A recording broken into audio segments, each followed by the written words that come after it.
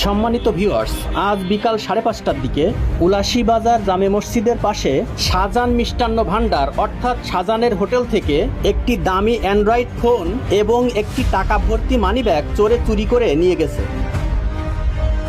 CC ফুটেজে দেখা যাচ্ছে বিকাল 5:36 চোরটি শাহজাহানের হোটেলে প্রবেশ করে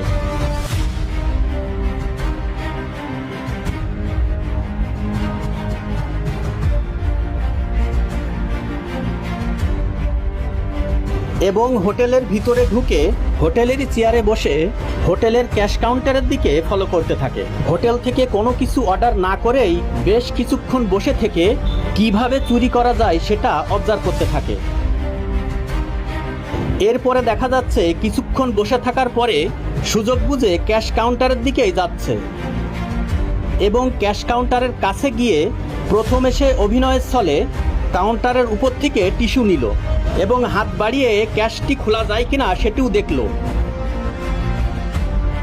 এবং দাঁড়িয়ে দাঁড়িয়ে টিস্যু দিয়ে মুখ মোছার ভান করছে। ক্যাশ খুলে টাকা নিবে সেই সুবিধা না পেয়ে ক্যাশ টেবিলের নিচে থাকা মোবাইলের দিকে তার নজর এবং সুযোগ বুঝে মোবাইল এবং টাকা ভর্তি মানিব্যাগ নিয়ে চম্পট।